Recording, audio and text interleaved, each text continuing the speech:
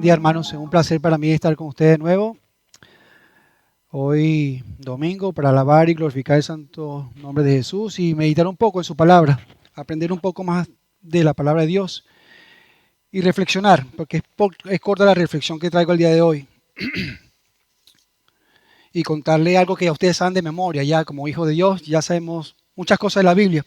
Y vengo nada más a repetir algo de la porción de la Biblia para que refresquemos nuestra mente y la pongamos en práctica, porque muchas veces se nos olvidan las cosas, ¿no? Como decía el hermano en la cena, muchas veces olvidamos las cosas y cada primer día de la semana venimos acá es a hacer memoria de lo que hizo Jesús para con nosotros.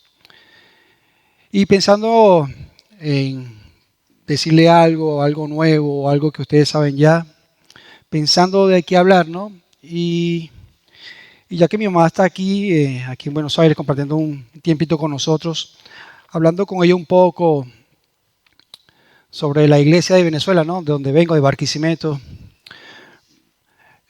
hablando, comentando los hermanos que se han muerto, ¿no? Y muchos que se han apartado de la iglesia y pensando en eso y preguntando nombres y recordando caras y viendo fotos, me viene mucha nostalgia, muchos recuerdos de allá. Y sobre todo por los hermanos, ¿no? que han partido con Cristo y otros también que se han apartado de la iglesia. Recuerdo muchos hermanos como hermanos que se han apartado y eso me duele mucho porque crecí con ellos. Me bauticé como al mismo tiempo que ellos y de ellos no están ahí. Y eso me hace pensar muchas cosas. Pienso muchas veces que, ¿qué pasó? ¿Por qué se fue? ¿O por qué tomó la decisión de irse para otra parte? O peor aún a otra denominación, a otra doctrina. Yo, wow, ¿será que no creyeron? ¿No tuvieron fe? Y me hace pensar tantas cosas, ¿no? Y a veces digo, ¿qué pasó por las luchas, por el pecado o la desconfianza? ¿Dónde basó su fe? ¿En qué creyó? ¿Por qué se fue? ¿Se marchó? Y no ha vuelto, mamá. Lo han llamado, lo han mandado mensajes, sí, pero no quiere nada. Yo, wow, Dios santo, ¿por qué? ¿Por qué pasan esas cosas? ¿Dónde está basada nuestra fe, nuestra confianza? ¿En qué hemos creído? Se bautizó igual que yo. ¿Por qué se fue? Y pensando en eso, dándome vuelta la cabeza, ¿será cuestión que no tuvo fe? ¿No confió? ¿No creyó de verdad? Y recordando eso me vino las parábolas de Jesús, ¿no? Que hace tanto énfasis en eso. Y una de las historias que leímos ahorita en la lectura fue el de la red, ¿no? La red que se encuentra en Mateo capítulo 13, versículo 47 al 50, ¿no? Y hace mención algo sobre eso. No literalmente, pero si la basamos hoy en día es algo así como eso. Que va a echar lo malo de un lado y lo bueno del otro lado. Y entonces me pongo a pensar, ¿y será que yo tampoco, si yo estando aquí, puede ser que me aparte igualmente que ellos, ¿no? Dios mira realmente mi corazón genuino, mi fe genuina que tengo. Y oro por eso, ¿no? Para que no caiga en pecado y me aparte de la iglesia, oro por eso. Y ora también mi mamá y mucha gente que conozco, ora por mí. Y bueno, aquí estoy, mamá. Este es fruto de las oraciones que te ha hecho por mí y eso me hace sentir bien, ¿no? Que gracias a ti estoy acá y esto es lo que hago, ¿no? Trabajar y hablar de la palabra de Dios aquí en Argentina. Y aquí estoy, con mi fe genuina y siento que Dios me ha bendecido mucho. Y pensando en eso, estoy aquí gracias a Él, porque a Él se debe la gloria y la honra, no porque yo predique bien o porque me haga muchas cosas, no, gracias a Él yo estoy aquí, por eso hago las cosas. Agradecido por lo que ha hecho en mi vida y hace mucho en la vida de ustedes también. Pero va a llegar un momento que Dios va a venir, ¿no? Y va a escoger lo bueno y lo malo y bueno, hay que ser santo, hay que estar en el mejor sentido de la palabra, en todos los sentidos, crecer, hacer genuino, confiar. Y pensando en eso, no, digo, ¿qué es la fe entonces? ¿Qué es la fe? ¿Qué es la fe para nosotros? O si Dios fuera a clasificar nuestra fe, hermano, fuera a calificar, perdón, nuestra fe, ¿qué porcentaje tenemos de fe nosotros? ¿Cómo está mi fe? ¿Cómo la calificaría? ¿Bien? ¿Más o menos? ¿Poquitita? mucha, del 1 al 10. No, Jonathan tiene, ponerle un 3, ahí más o menos. O tiene un 7, va queriendo, como dicen acá. O tiene un 10, wow, espectacular, será genial. ¿Cómo calificaría Dios su fe, hermano? Pregúntese. ¿Cuánto calificaría mi fe? Un 10, espectacular. Un 3, trabajé más. Un 5. Y preguntamos, ¿qué es la fe, hermano? ¿Qué es la fe? Todo el mundo se sabe este versículo, ¿no? Hebreos 11:1. ¿Qué es la fe? Es pues la fe, la certeza de lo que se espera, la convicción de que no se ve, de lo que no se ve. Todo el mundo se sabe ese versículo, todo el mundo se lo sabe. ¿Qué es la fe? Esa es la fe. Recuerdo cuando era uno pequeño, uno niño, ¿no? Cuando se acercaba el cumpleaños de uno estaba ansioso, ¿no? Me imagino a Amanda Sofía Amanda Sofía por un almanaque y rayaba los días cuando se acercaba su cumpleaños. Estaba ansiosa porque llegara ese cumpleaños. Tenía expectativa de lo que iba a venir. Ella estaba segura que va a haber una torta, lo más seguro. Y si viene otra cosa más, son regalos. Pues. Así más o menos la fe, porque ella está segura que ese día va a haber un cumpleaños y va a haber su torta. Ella está segura de eso, porque ya lo ha vivido ya. Así es la fe, hermano. Ella está segura que va a haber algo el día 19 de julio, que va a cumplir el 13 de julio. Y va a estar segura que va a haber una torta. Entonces, ella está segura de eso, hermano. Y esa es la fe que tiene ella, el día de su cumpleaños que va a tener su torta. Y si algo más, un obsequio que le vamos a dar. Aparte de papá y mamá, le dan un regalo. O también una historia que leí también de un niño que en la escuela le mandaron una tarea, dice, ¿qué es la fe en Dios? Entonces el nene se fue con su duda a su casa, le dijo al papá, mandaron una tarea, ¿qué es la fe? Necesito saber lo que es la fe para contestar la respuesta. Bueno, mi hijo, vamos a la playa, le dijo. Vamos a la playa un ratito y te voy a comentar lo que es la fe. De repente llegaron a la playa y el papá le dice, le compró un chaleco, ponte este chaleco, hijo, y vamos a la playa. Pero papá, yo no sé nadar. Tranquilo, yo voy contigo, al lado tuyo, pero ponte chaleco igual y vamos a meternos dentro de la playa. Pero eso sí, tú vas a caminar de espalda y cuando sientas que no toca ya más el piso, te lanzas hacia atrás. Y no pasa nada porque tienes el flotante y yo voy a estar al lado tuyo. Ah, ok, papá.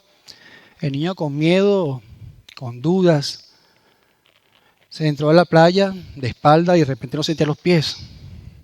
Y claro, sintió temor, ¿no? Sintió miedo. Igual ese se lanzó hacia atrás porque escuchó lo que dijo el papá y lo puso en práctica. Y lo veía que estaba al lado.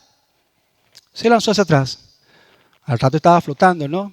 Y alegre por lo que había sucedido. Estaba flotando gracias al chaleco. Salieron de la playa y rumbo a su casa. El papá le dijo, hijo, la fe es lo que hicimos ahorita. El mar, la playa, es el mar de la vida, que está oleando, a veces hay huecos, hay tropiezos, tú flotas, te ahogas. La vida es la playa. Yo, que estaba al lado tuyo, soy Dios. Y el chaleco es la fe que te hace flotar. Y sí, así es la fe, hermano. El chaleco. Y estamos seguros que Jesús está al lado de nosotros, porque el papá estaba al lado de él. Yo soy Jesús. Y el mar de la vida a veces pega mucho. Y a veces la gente se aparta porque golpea las olas y no tiene puesto el chaleco de la fe y no flota. Peso eso, ¿no? Se apartó porque a lo mejor no tuvo fe. Apartó la mirada de Cristo. Los problemas y la situación lo apartaron. O un pecado. Y recuerdo también Pedro cuando que caminó sobre las olas, ¿se acuerdan? Que quitó la mirada en Cristo y se empezó a hundir. Eso fue lo que pasó, dudó, tuvo miedo. Entonces, si Dios clarificara nuestra fe, ¿qué porcentaje tendríamos? Y pensando en eso pensé en la parábola que se encuentra en Mateo 13, capítulo 8, versículo del 5 al 13, que habla de un centurión. Mateo capítulo 8, versículo 5 al 13. Dice lo siguiente, ¿no? Si leemos, si estamos en el contexto, sabemos que Dios hacía muchos milagros y mucha gente le seguía, mucha gente le seguía. Él venía de Nazaret, subió a Capernaum a predicar porque en Nazaret, como dicen acá, no le hicieron mucho caso. No le prestaron mucha atención porque no creían lo que hacía, haciendo milagros y todo, pero no creían en él, que era el Mesías que había venido. Dice, entrando Jesús a Capernaum, vino de Nazaret, subió a Capernaum, vino a él un centurión rogándole. Vino un centurión rogándole, hermano. Un centurión sabemos que era como un militar, ¿no? Un general romano, que de por sí los judíos y los romanos tenían sus cables pelados, pero no había mucha conexión con ellos. Porque sabemos que un centurión era más que todo que estaba a cargo del rey, ¿no? De los romanos, de Roma. Y muchos de ellos atacaban a los judíos por su doctrina, por lo que creían. Y eso había cables pelados con ellos. Muchos de estos centuriones la mayoría eran gentiles de por sí. Y vemos esta diferencia que hay acá entre Jesús, un judío, y este centurión, que era un gentil, un romano. Y se le acercó rogándole, hermano. Se le acercó. Nosotros cuando Jesús, queremos algo de Jesús o un favor, nosotros llegamos pidiéndole primeramente, como que cuando vamos a orar a Él no vemos con un corazón altivo, sino humillados. Señor, eres grande, poderoso, ante ti vengo porque sé que tú tienes potestad tanto en el cielo como en la tierra. Así llegó este romano, rogándole, dice la palabra rogándole. Y rogándole sabemos cuando, vamos a suponer, estoy enojado con mi esposa de la mejor manera, trato de enganchar, de que haga reconciliación y trato de entrarle por lo más bonito, con un detalle, algo así, o pidiéndole perdón, rogándole. Amor, mira, sé que cometí un error y bueno, acepto que esto es así y bueno, te pido disculpas. Así llegó este romano, rogándole. Y eso me hace pensar también en Hebreos, capítulo 4, versículo 16. Que cuando venimos ante el trono de Dios, venimos rogándole. 4:16.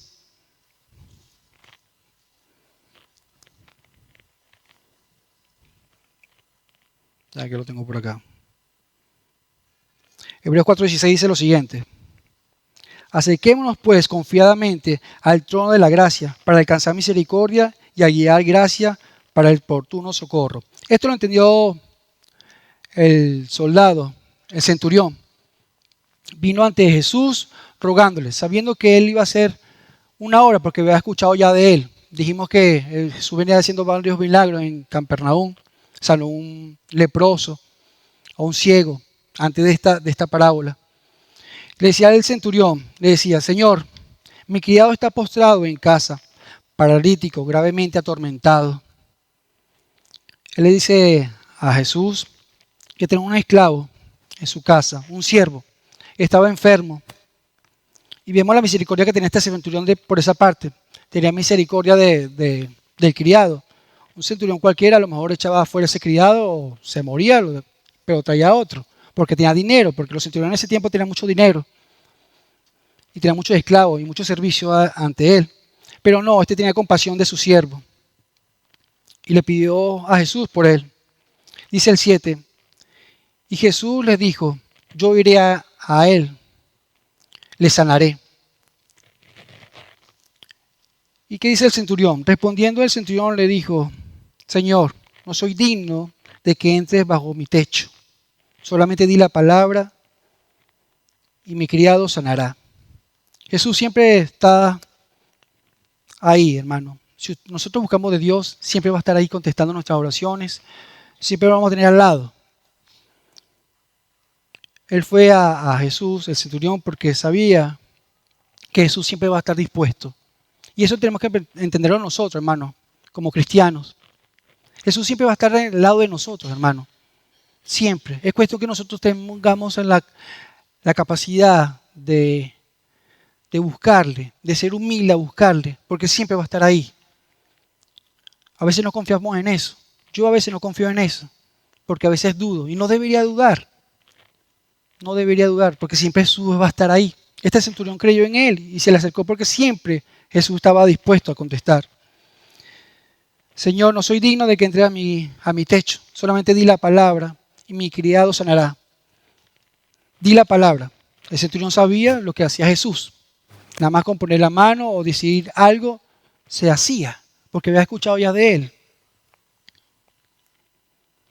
La palabra tiene poder, dice la Biblia. La palabra tiene poder. Y muchas veces, hermanos, nosotros, como hijos de Dios, no buscamos en la Biblia. No leemos la palabra. Y leyendo esto acá, reflexionando y meditando en esto, solamente di la palabra y mi criado sanará. Él confiaba en lo que decía Jesús o lo que hacía. Tenía fe en lo que decía Jesús, en su palabra. Solamente di la palabra y mi criado sanará. Muchas veces no confiamos en él, no creemos. Leemos y no creemos, hermano.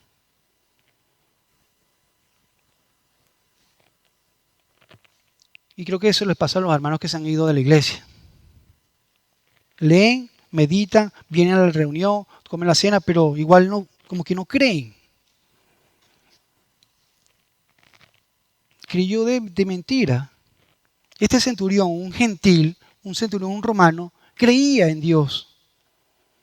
Se le acercó. Jesús no vino a él se le acercó, hermano. El centurión se le acercó. Tuvo fe en su palabra.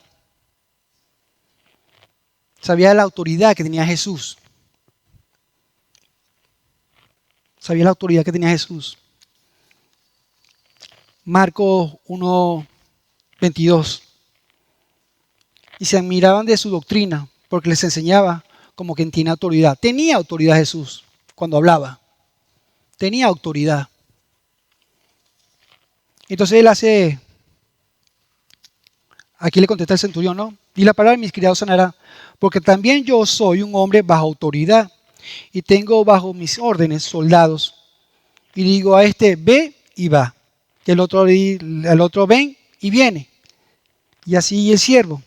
Le digo, haz esto y lo hace. Él sabía lo que era tener autoridad, hermano, porque era un centurión. Tenía a su mando, dice, 100 soldados. Y tenía autoridad, él sabía lo que era autoridad. Él decía, si este hombre dice esto, con autoridad, como la tiene, porque saca demonios, cura leprosos, yo sé que él tiene poder para sanar a mi criado, a mi siervo. Confía en la autoridad que tenía Jesús. Y Jesús no tiene autoridad, hermano. Dios no tiene autoridad. Sí tiene autoridad. Es cuestión que confiamos, que creamos en Él. No, que mis oraciones no me responden, pero es que ese es un propósito a lo mejor. No lo entiendo a lo mejor porque no me responde la oración, porque no es así. Yo oro, quiero las cosas como que para ayer. Y no, Él no obra de esa manera. Sus pensamientos no son mis mismos pensamientos. A lo mejor no me conviene. A lo mejor no es el momento, no es el tiempo. Abraham, ¿se acuerda? Va a tener un hijo. Y está desesperado por tener el hijo. ¿Y qué hizo? Tuvo a otro muchacho que está fuera del matrimonio. ¿Y qué fue? Hay que ser paciente, hermano. Entonces el centurión entendía lo que era tener autoridad. Y le dice esto. Pues. Nada más di la palabra, Jesús, y yo sé que va a sanar. Me gusta el 10. Al oír Jesús, se maravilló. Se maravilló, hermano. Es como dije desde el principio de la enseñanza, de la reflexión. ¿Cuánto califica Jesús nuestra fe? ¿Se maravilla Jesús de mi fe? ¿Se maravilla Jesús de nuestra fe, hermano? Se maravilló, dice. Sinónimo de maravilla, que se maravilló. Impresionado, asombrado, sorprendido. Dios se sorprende de mi fe, me pregunto. Pregúntese, ¿Dios se asombra de su fe, hermano? ¿Se impresiona de mi fe? ¿Se maravilla de mi fe? O lo contrario, lo que pasó en Marcos 6:6, en Nazaret. Marcos 6:6. O lo contrario de eso.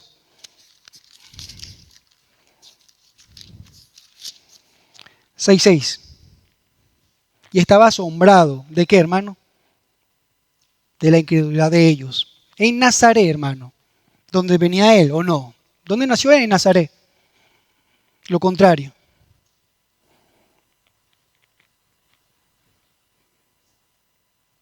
Asombrado de la incredulidad de ellos.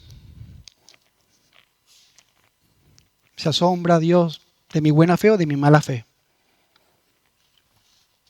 Luego continúa el 10, ¿no? Al oír esto, se maravilló. Y esta es la parte que me lo leo y me sorprende, ¿no? Y lo leí en estos días y me sorprendía. Y dijo a los que estaban al lado de él, los que lo seguían.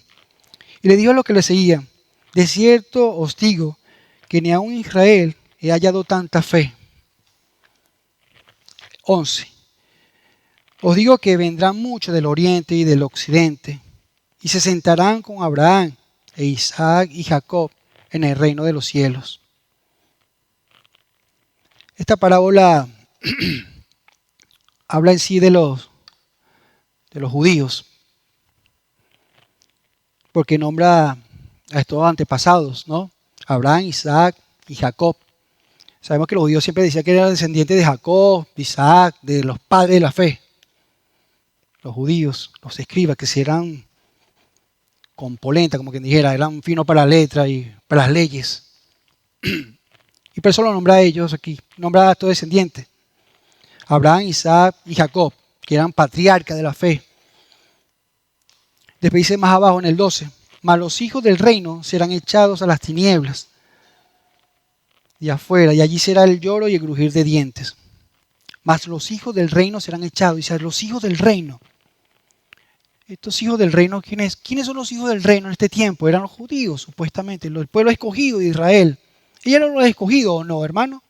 Ellos eran los escogidos, supuestamente. Entonces, ¿por qué dice que lo va a echar al rugir de dientes y al fuego? ¿Por qué? Porque no creían en él, hermano. Por eso, porque no creían en él. Porque Nazaret se sorprendió de que no le creían. Claro, no creían que era el Mesías. No, ellos pensaban que iba a venir otra gente. Es más, todavía están esperando los judíos al Mesías todavía. Todavía no creen. Entonces lo aplico a mi día a día hoy. A mí me lo aplico porque esto hace tiempo en la palabra era para ese tiempo, ¿no? Pero lo aplico ahora en mi vida, mi hermano. ¿Quiénes son los hijos de Dios? Los que son bautizados, ¿no? ¿Usted se bautizó, hermano? Yo me bauticé. Yo soy un hijo de Dios entonces. Entonces lo enfoco o lo aplico a mi vida día a día. Hermano, esto es para razonar y para pensar. Mas los hijos del reino serán echados a las tinieblas y afuera, y allí será el lloro y el rugir de dientes. Hermano, la cuestión es que nosotros pensemos ahí sentados, donde está usted, ¿será que yo voy a ser echado al infierno? Por mi falta de fe, por mi convicción con lo que he creído. Y me pregunto eso, hermano.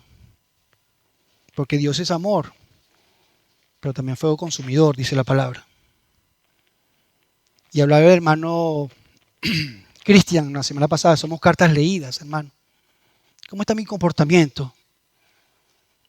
¿Cómo me comporto? Porque aquí puedo ponerme aquí, predicar y hablar, pintarles cosas bonitas, pero en sí cómo me porto cuando estoy afuera, cuando no me ven, hermano.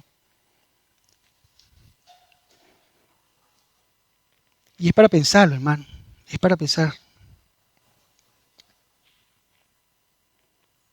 Claro, también dice que vienen del occidente y del oriente, dice, ¿no? Dice, vendrán del oriente y del occidente. Claro, muchos van a venir, hermano. En ese tiempo, muchos eran los que le seguían, tanto gentiles como publicanos, como romanos. Tanta gente lo seguía. Y por eso él dice esto, pues. Porque aquí estamos varios, ¿no? Vienen de Venezuela, de Perú, de Colombia, de Argentina. Muchos van a venir, hermano. Aquí mismo estamos sentados, venezolanos, colombianos, argentinos. Muchos van a creer. Piensa que están creyendo de verdad. Pero autoanalicémonos, hermano. ¿Cómo está mi relación con Dios? ¿Cómo está mi fe? Cuando viene un problema, hermano, el mar de la vida, como le contó el niño que vino a hacer la tarea, el mar de la vida, te tratan las patadas. Yo sé que sí, no es fácil estar allá afuera, hermano. No es fácil. Pero ¿en qué hemos creído, hermano? Es un Dios que todo lo puede. Amén. O como dice, si tuviera fe como un granito de mostaza. ¿Cómo está nuestra confianza?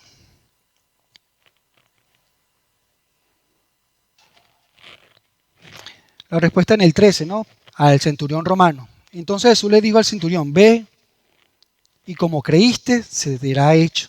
Y el criado fue sanado en aquel mismo momento, en esa misma hora, dice. Ese es el resultado de que tuvo el centurión.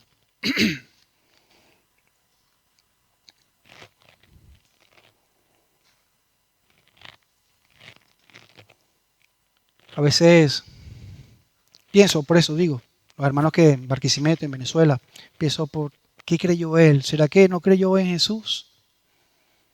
¿O yo creo más? No, no, tampoco es así. Porque gracias a Jesús es que somos salvos. Gracias a Él, no por mis méritos, no porque yo hable mejor o porque sea más santo, no, porque soy pecador. Pero gracias a Él, porque la fe viene por el oír y oír la palabra de Dios.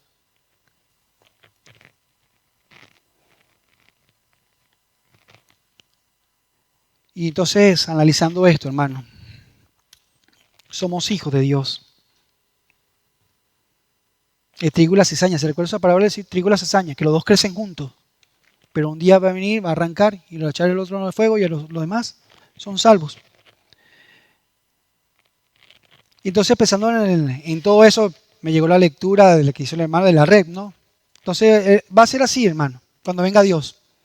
Va a coger a los buenos y a los malos. Entonces yo pensando que estando aquí, soy bueno. Pensando como que yo me reúno todos los domingos, voy a ser salvo. Pensando que, usted bien, comparto el pan y el vino, pero el lunes soy otra cosa. No, hermano, lamentándolo mucho, a lo mejor no va a ser salvo. O no sé, capaz que Dios, su infinito amor, su gracia salvadora, tenga compasión de ustedes, pero no sé, es cuestión de decisión de Dios, no es la mía, pero yo trato de hacer lo mejor posible para no perder la salvación, hermano.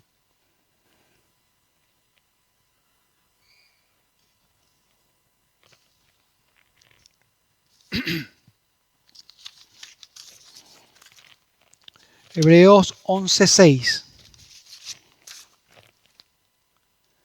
Pero sin fe es imposible agradar a Dios, porque es necesario que el que se acerca a Dios crea que hay, que recompensa a los que le buscan.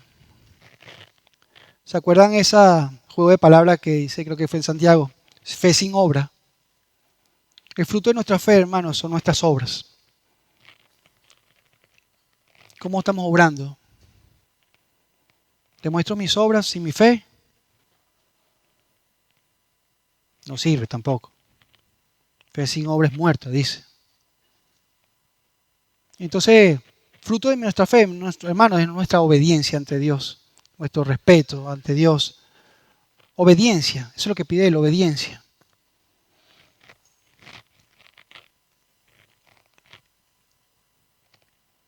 Preguntémonos, ¿cómo está mi fe? Cuestionémonos nosotros mismos. Preguntémonos nosotros mismos, seamos sinceros con nosotros mismos. ¿Cómo está mi relación con Dios? ¿Cómo está mi corazón con Dios? ¿Estoy siendo sincero conmigo mismo? ¿O estoy haciendo altivo? Porque el centurión tuvo fe, hermano, más que los hijos de Dios, dice la palabra. Más que ellos. Se maravilló. En cambio, Nazaret estaba decepcionado porque no cree en él. Pero este centurión, un gentil, cree más que un hijo de Dios. No concuerda, o sí, hermano, no concuerda eso. Debería ser al revés, ¿o no? Cree más el hijo de Dios. Pero bueno, eso es lo que pasa con nosotros. Cuestionémonos, hermano. Preguntemos nosotros mismos, ¿cómo está mi fe? ¿Realmente creo en Dios? ¿O vengo acá a calentar solamente silla? ¿O vengo por escuchar? La palabra a veces confronta a uno, encara a uno. Y uno trata de esquivarlo, pero no, a veces te cuestiona, hermano. Salmo 9:10.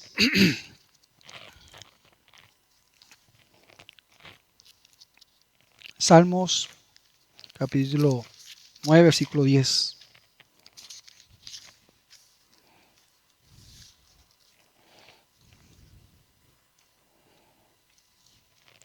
En ti confiarán los que conocen tu nombre, por cuanto tú, oh Jehová, no los desamparaste a los que te buscaron. Busquemos de Jesús de verdad, hermano.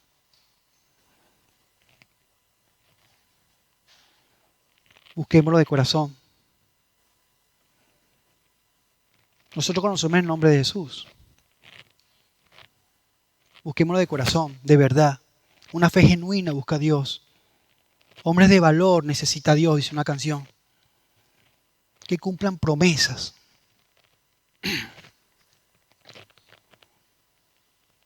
Cuestionémonos, hermanos, cómo está mi fe, cómo está nuestra fe. Es pura pantalla, diría en Venezuela.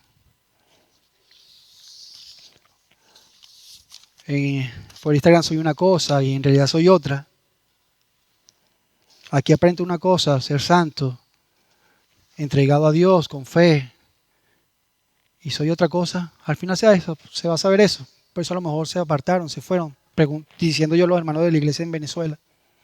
Porque a lo mejor no eran, no creyeron nunca. No confiaron en sus problemas. Porque va a haber problemas, hermano, va a haber problemas en la vida, sí. Y más nosotros que somos cristianos, porque no es todo lindo ser cristiano. Tienes todo contra tuya, todo. La mayoría de cosas son en contra tuya. Me imagino en la universidad, los chicos que están en la universidad.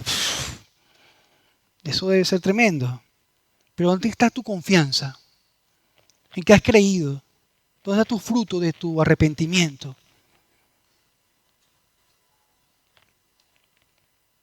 Y yo mismo, hermano, yo mismo.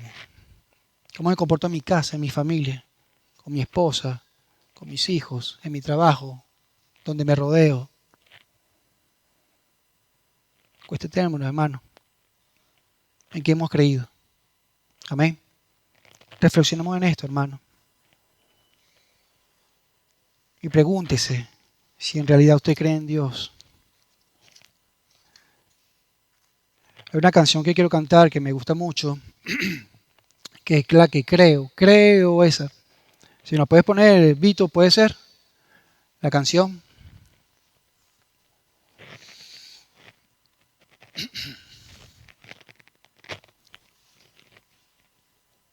¿Me la pones? Creo que la pusimos ahí.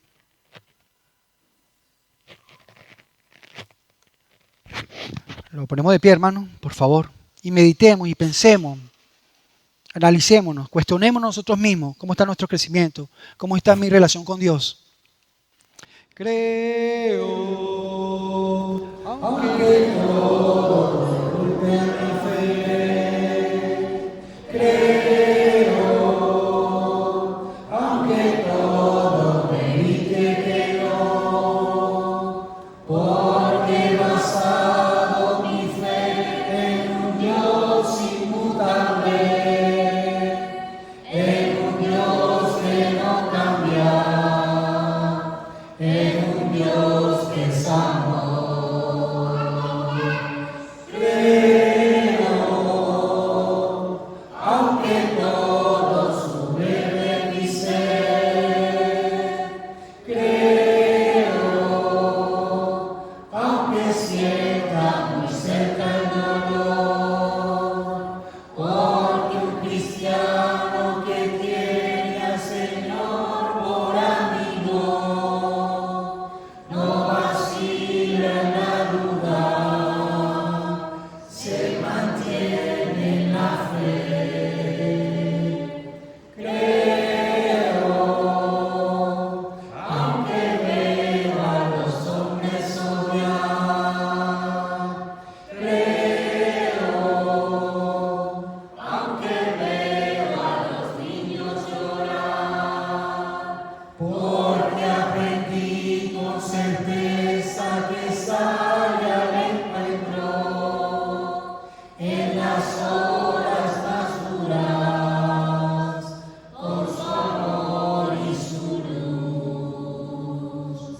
Creo, pero aumenta mi fe. Amén. Pidámosle a Dios que aumente nuestra fe, hermano. Que siempre sale al encuentro en las horas más duras, porque vamos a tener problemas, como lo dije. creamos, que si tengamos la certeza que vamos a ser salvos también, porque por eso estamos aquí. Amén. Tomemos asiento.